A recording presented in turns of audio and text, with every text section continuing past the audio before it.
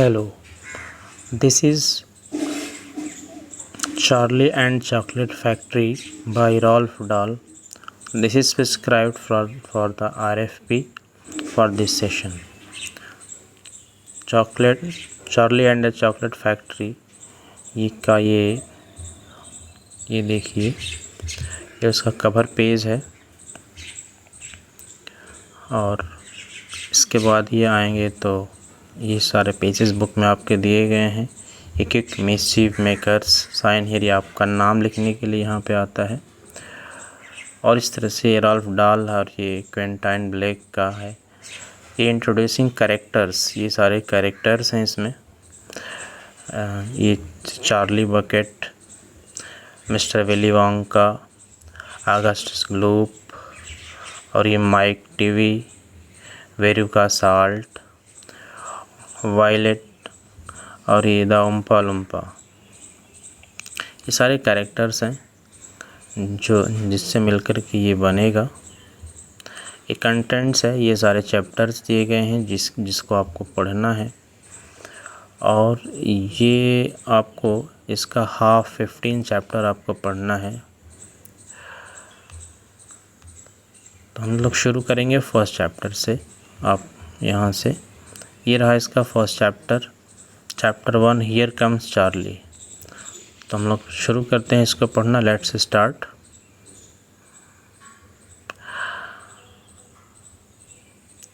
Here comes Charlie. These two, ये जो image दिया हुआ है ये चार्ली के ग्रैंड पेरेंट्स की इमेज है। इन्हीं के बारे में शुरू करता है राइटर, यहीं से ये नॉवल की शुरुआत होती है। These two very old people are the father and mother of Mr. Bucket. Mr. Bucket कौन है? ये चार्ली के फादर हैं। और ये जो इमेज दी हुई है ये चार्ली के फादर और मदर हैं, यानी कि चार्ली के ग्रैंड पेरेंट्स है, उसके दादा और दादी हैं। Their names are ग्रैंडपा जो एंड ग्रैंडमा जोसेफाइन। यानी चार्ली के दादा का नाम है ग्रैंडपा जो और उसके दादी का नाम है ग्रैंडमा जोसेफाइन। और ये दो फिर से ओल्ड पर्सन्स दिखाई दे रहे हैं, ये चार्ली के नाना और नानी हैं। And these two very old people are father and mother of Mrs Bucket. Mrs Bucket means Charlie की माँ, और ये चार्ली की माँ के मदर एंड फादर हैं। Their names are grandpa George and grandma Georgina. यानी चार्ली के नाना का नाम है ग्रैंडपा जॉर्ज और उसकी नानी का नाम है grandma Georgina.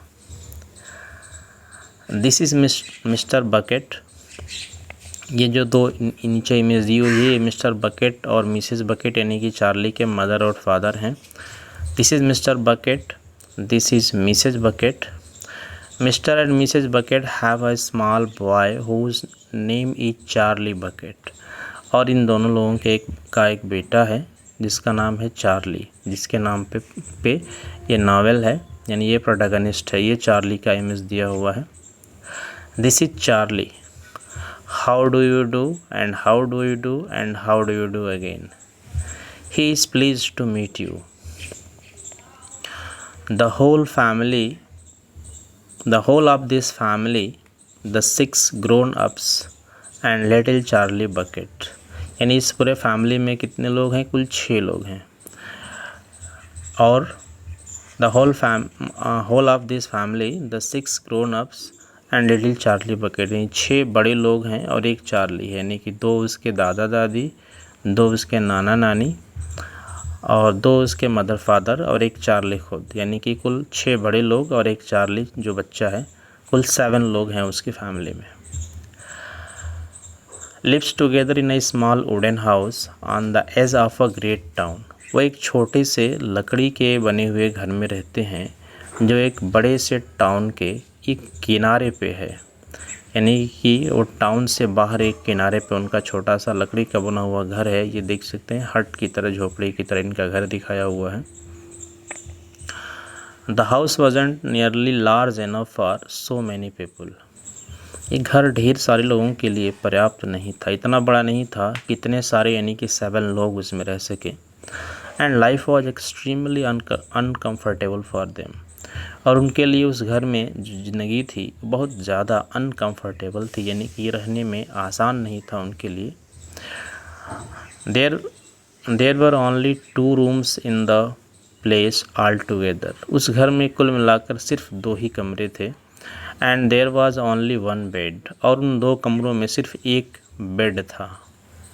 The bed was given to the 4 old grandparents because they were so old and tired, घर में एक ही बेड था और वो बेड वो दादा दादी और नाना नानी को दिया गया था, यानी चारों ग्रैंड पेरेंट्स वो एक ही बेड पे रहते थे, क्योंकि बहुत बूढ़े और थके हुए यानी टायर्ड यानी कि बहुत बूढ़े और कमज़ोर थे वो लोग, इसलिए उनको बेड दिया गया था सोने के लिए।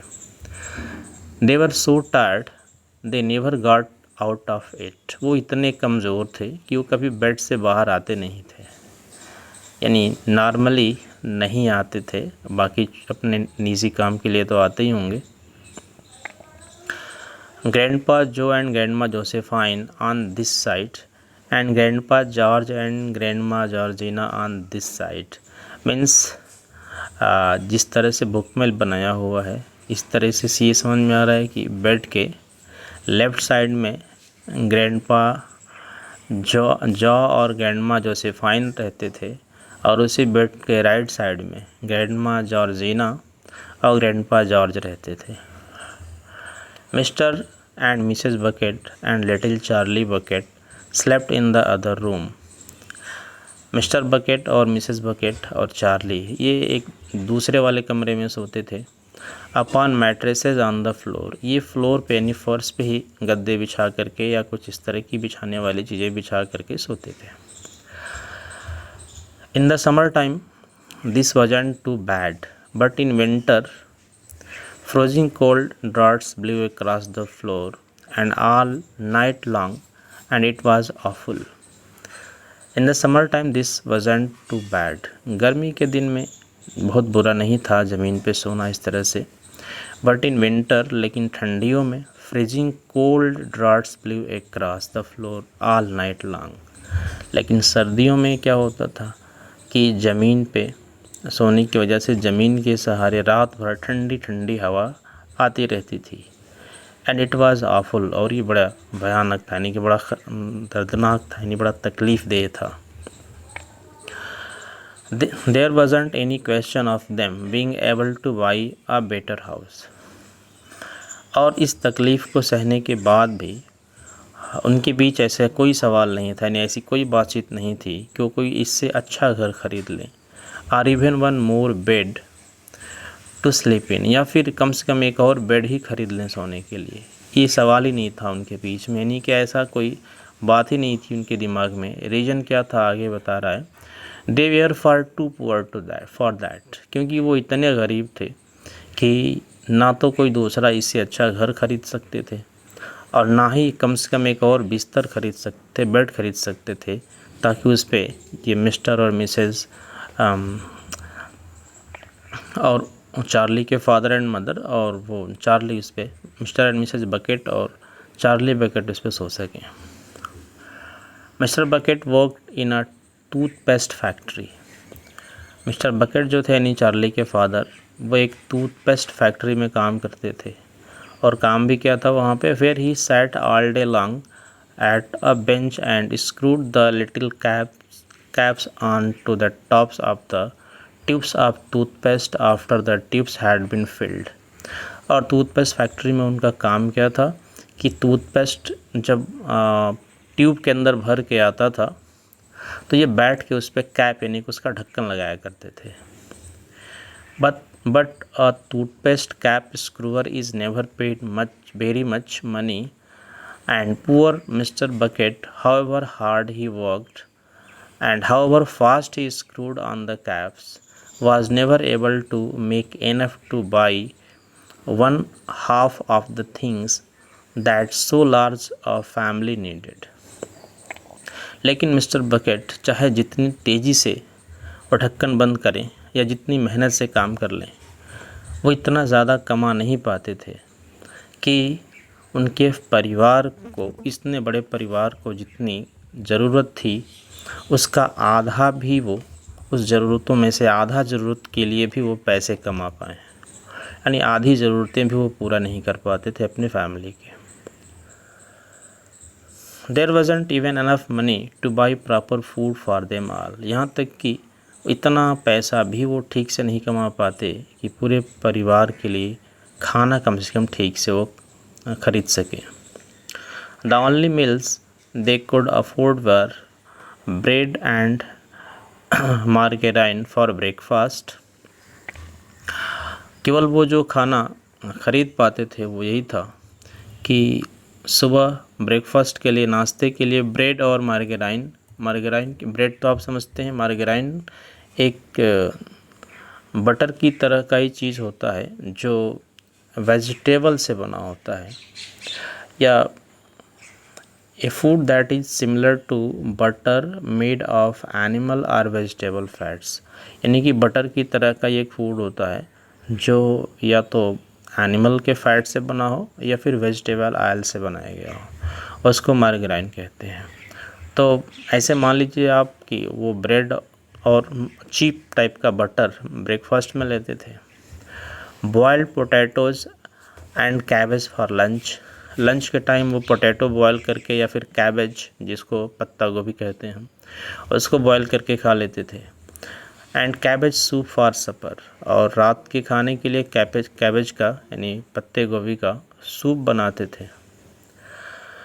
Sundays were a bit better, Sunday जो होते थे उनके वो थोड़े से अच्छे होते थे, यानी संडे का दिन थोड़ा सा उनकी लाइफ ठीक होती थी। दे आल लुक फॉरवर्ड टू संडेज, और वो सब के सब संडे का इंतज़ार करते रहते थे कि उस दिन थोड़ा ठीक से ज़िंदगी बीतेगी। Because then although they had exactly the same, everyone was allowed a second helping. Sunday बेहतर होता था या संडे का वो इंतज़ार क्यों करते थे? क्योंकि संडे को कुछ अलग खाना नहीं होता था, खाना वही मिलता था उनको संडे के लिए भी, लेकिन संडे को उनको सेकेंड हेल्पिंग मिलती थी, यानी कि संडे को खाना थोड़ा एक्स्ट्रा बनता था, और एक बार जितना उनको खाना लिया खाए, उसके बाद दूसरी बार फिर से उसी खाने को और मात्रा में ले करके खाने की अनुमति होती थी, यानी और खाना ले सकते थे। बाकी दिन एक बार जितना मिला उतने खा के उनको सेटिस्फाइड होना पड़ता था। The Buckets of course didn't starve, जो बकेट फैमिली थी वास्तव में भूखी तो नहीं रहती थी, but every one of them, the two old grandfathers, the two old grandmothers, Charlie's father, Charlie's mother, and especially little Charlie himself, went about from morning till night with a horrible empty feeling in their tummies. ये बता रहा है यहाँ पे कि bucket का जो family थी, यानी बकेट फैमिली भूखे तो नहीं रहती थी, लेकिन सब के सब 7 पीपल, सब के सब 7 लोग, यानी जिसमें कि 2 दादा, 2 ग्रैंड फादर्स थे, 2 दादा और नाना जो थे, दादी और नानी, 2 ग्रैंड मदर्स, और चार्ली के मदर फादर और चार्ली, ये 7 के 7 लोग दिन भर सुबह से शाम तक पेट में हॉरिबल एम्पटी फीलिंग, यानी कि ये महसूस करते रहते थे कि उनका पेट भरा नहीं है, दिन भर उनको पेट में भूख का एहसास होता रहता था। Charlie felt it worst of all, इन 7 लोगों में से सबसे ज़्यादा जो ख़राब कंडीशन थी, यानी सबसे ज़्यादा भूख जिसको महसूस होती थी, वो चार्ली था। And although his father and mother often went without their own share of lunch or supper so that they could give it to him, it still wasn't nearly enough for a growing boy. और अक्सर Charlie के father और mother अपने हिस्से का lunch या सपर, lunch या रात का खाना चार्ली को दे देते थे, फिर भी वो कुल मिलाकर भी वो इतना नहीं हो पाता था पर्याप्त, जितना कि चार्ली को चाहिए था, क्योंकि चार्ली एक ग्रोइंग एज में था, उसको तेज़ भूख लगती थी। ग्रोइंग एज में एनर्जी ज़्यादा चाहिए होती है, भूख भी ज़्यादा लगती है, तो अपने मदर फादर का हिस्सा लेकर भी चार्ली को अभी कम पड़ जाता था energy. He desperately wanted something more filling and satisfying than cabbage and cabbage soup. करें कि वो अपने खाने से चार्ली निराश जैसा रहता था। वो चाहता था कि इससे कुछ अच्छा हमको खाना मिले। ये कैबेज और कैबेज सूप जो हम खा रहे हैं, इससे कुछ और अलग टाइप का खाना मिलता हमको। रोज़ रोज़ एक ही खाना मिल रहा है।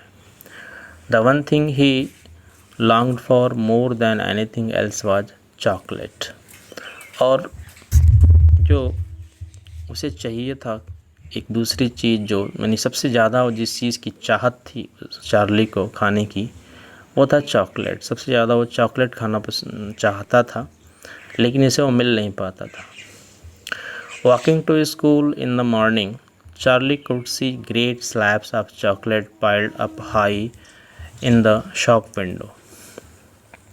चार्ली जब स्कूल जाता था तो रास्ते में दिखता था कि जो दुकानें हैं, उन दुकानों में वो कांच के विंडो लगे हुए हैं, कांच ग्लास लगा हुआ है, और उस ग्लास के विंडो से दिखता था कि उसके रैक्स पे ढेर सारे चॉकलेट रखे हुए हैं।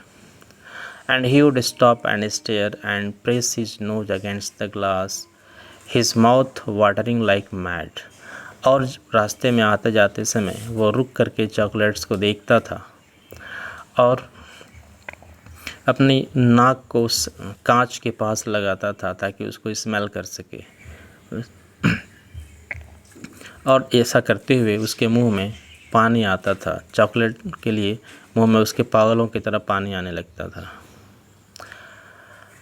Many times a day he would see other children taking bars of creamy chocolate out of their pockets and munching them greedily, and that of course was a pure torture।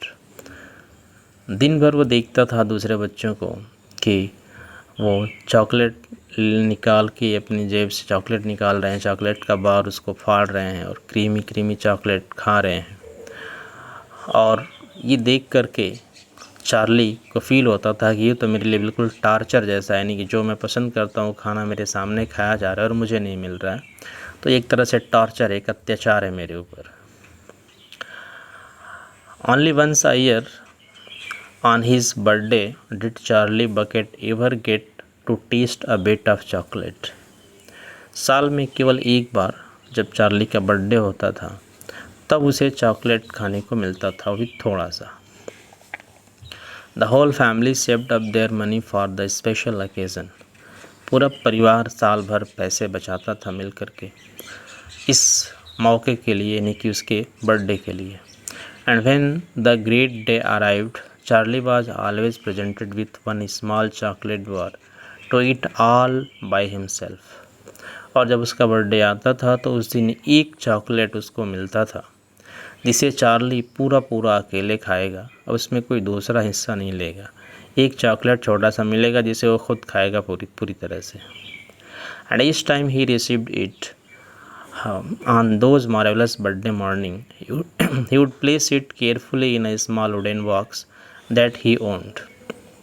और हर बार हर birthday पे ऐसा ही होता था कि birthday पे जब उसको chocolate मिलता था तो उस चॉकलेट को लेकर के एक लकड़ी का बक्सा जो उसके पास था छोटा सा, उसमें उसको बड़ी संभाल करके उस चॉकलेट को रख देता था। एंड ट्रेजर इट एज दो it were a bar of solid gold. और उस चॉकलेट बार को इस तरह से उसमें वो रखता था बचा करके, जैसे कोई वो चॉकलेट ना हो बल्कि सोने का बार हो, यानी कि बहुत सोना रखा हो, यानी बहुत महंगा और कीमती चीज़ रखा हो। इस तरह से उस चॉकलेट को संभाल करके रखता था। And for the next few days he would allow himself only to look at it. और उस बक्से में चॉकलेट को रखने के बाद कुछ दिन तो उस चॉकलेट को केवल वो देखता था, खाता नहीं था, केवल देखता था। But never to touch it, केवल देखता था, उसको छूता भी नहीं था। Then at last when he could stand it no longer. और फिर उसके बाद जब कुछ दिनों के बाद अब और उसे सहन नहीं होता था, उस चॉकलेट को देख देख के रह पाना सहन जब नहीं हो पाता था, तो क्या करता था, he would peel back a tiny bit of paper wrapping at one corner to expose a tiny bit of chocolate. तो अब बर्दाश्त जब नहीं हो पाता था उसे देखते देखते चॉकलेट को, तो चॉकलेट के एक किनारे, एक कोने को थोड़ा सा फाड़ता था जिससे कि थोड़ी सी चॉकलेट बाहर दिखने लगती थी। And then he would take a tiny nibble, फिर बहुत थोड़ा सा चॉकलेट को वो काटता था, just enough to allow the lovely sweet taste to spread out slowly over his tongue. इतना ही थोड़ा सा चॉकलेट वो काटता था जिससे कि उस चॉकलेट की मीठा टेस्ट उसकी जीभ पे पूरी तरह से फैल जाए, यानी उसको टेस्ट पूरा चॉकलेट का मीठा सा आ जाए, इतना ही थोड़ा सा वो काटता था। The next day he would take another tiny nibble, अगले दिन फिर उतना ही छोटा सा टुकड़ा काटता था, एंड सो ऑन, और इस तरह से, and so on and so on, और इस तरह से रोज़ थोड़ा थोड़ा थोड़ा थोड़ा वो उसको बस मीठा टेस्ट जीभ पे लिया करता था। And this way Charlie would make his 6 penny bar of birthday chocolate last him for more than a month, और इस तरह से बहुत थोड़ा थोड़ा खा खा करके चार्ली जो 6 पैसे की 6 penny यानी कि 6 सबसे छोटा जो कॉइन होता है उसको पेनी कहते हैं, तो मान लो हमारे इंडिया के हिसाब से 6 पैसा हो सकता है, 6 रुपया कह सकते हो, आज के ज़माने में पैसा नहीं चलता तो रुपया बोल सकते हो। तो उस मान लो कि 6 रुपये के चॉकलेट को वो थोड़ा थोड़ा खा करके 1 महीने से ज़्यादा तक चला देता था, यानी 1 महीने से ज़्यादा तक उस छोटे से चॉकलेट को खाया करता था। But I haven't yet told you about the one awful thing that tortured little Charlie, the lover of chocolate more than anything else। लेकिन राइटर कह रहा है कि अभी मैंने एक चीज़ जो है वो नहीं बताया है, यानी कि एक और चीज़ है जिसको मैंने आपको नहीं बताया है, जो इस चार्ली को बहुत ज़्यादा जो चॉकलेट खाना पसंद करता था, उसको उस चार्ली को किसी भी दूसरी चीज़ से ज़्यादा टॉर्चर करता था, किसी भी दूसरी चीज़ से ज़्यादा उसको परेशान करता था, अत्याचार करता था उसके ऊपर, और वो चीज़ ये थी, this thing for him was far worse than seeing slabs of chocolate in the shop window or watching other children munching bars of creamy chocolate right in front of him। और वो चीज़ जो कि दुकान में वो चॉकलेट बार्स रखे हुए देखता था या अपने सामने दूसरे बच्चों को चॉकलेट खाते हुए देखता था, उससे कहीं ज़्यादा उसके लिए ये ख़राब बात लगती थी चार्ली को। It was the most terrible torturing things you could imagine and it was this, ये सबसे ज़्यादा भयानक टॉर्चरिंग थी उसके लिए, सबसे ज़्यादा ख़राब टॉर्चरिंग थी, और वो था in the town itself actually with in site of the house in which Charlie lived there was an enormous chocolate factory। वो क्या था जो उससे सबसे ज़्यादा बड़ा टार्चर था उसके लिए, वो ये था कि उसके टाउन में, या कहो कि बल्कि उसके जहाँ वो रहता था उसके घर के कुछ ही दूर पे उसके सामने ही एक इनार्मस चॉकलेट फैक्ट्री थी, एक बहुत बड़ी चॉकलेट की फैक्ट्री थी। जस्ट इमेजिन दैट, आप सोच कर देखिए, कल्पना करके देखिए कि सामने ही चॉकलेट की फैक्ट्री हो तो कितना बड़ा टॉर्चर हो सकता है, क्योंकि उससे स्मेल आती रहेगी चॉकलेट की हमेशा। And it wasn't simply an ordinary enormous chocolate factory either, और ये जो चॉकलेट फैक्ट्री थी एक छोटी मोटी कोई सिंपल सी चॉकलेट फैक्ट्री नहीं थी। It was the largest and most famous in the whole world. यह चॉकलेट फैक्ट्री दुनिया की सबसे बड़ी और सबसे मशहूर चॉकलेट फैक्ट्री थी। इट वॉज़ वांकाज फैक्ट्री, ये वांका की फैक्ट्री थी, यानी पूरा नाम है इनका विली वांका की फैक्ट्री थी वो। Owned by a man called mister Willy Wonka, जिस फैक्ट्री के मालिक थे mister Willy Wonka, the greatest inventor and maker of chocolates that there has ever been. Mister Willy Wonka के बारे में बता रहा है कि वो अब तक दुनिया में सबसे बड़े चॉकलेट के बारे में सबसे बड़े इन्वेंटर और मेकर रहे, यानी कि चॉकलेट के बारे में उनसे बड़ा इन्वेंशन और उनसे बढ़िया और चॉकलेट बनाने वाला, उनसे अच्छा चॉकलेट बनाने वाला भी कोई दुनिया में था नहीं उस समय पे, और ना ही उनसे पहले कोई हुआ था। And what a ट्रेमेंडस marvellous place it was, कह रही क्या खूबसूरत, शानदार और विशाल जगह थी वो factory. It had huge iron gates leading into it एक बड़ा सा लोहे का दरवाज़ा था उस फैक्ट्री में अंदर प्रवेश करने के लिए। And high wall surrounding it, और फैक्ट्री के चारों तरफ एक ऊंची दीवार की बाउंड्री थी। And smoke belching from its chimneys, और उसके चिमनी से दिन भर धुएँ निकलते रहते थे। And strange wheezing sound coming from deep inside it, और उस फैक्ट्री के अंदर से अजीब तरह की वीजिंग साउंड, जूम जूम की इस तरह की आवाज़ आती रहती थी। And outside the walls for half a mile around in every direction the air was scented with the heavy rich smell of melting chocolate. और उस फैक्ट्री की दीवार के बाहर सभी दिशाओं में चारों तरफ हाफ माइल, लगभग आधा मील दूर तक चॉकलेट की रिच चॉकलेट स्मेल, यानी चॉकलेट की बहुत अच्छी स्मेल, अच्छी खासी चॉकलेट की स्मेल फैलती रहती थी।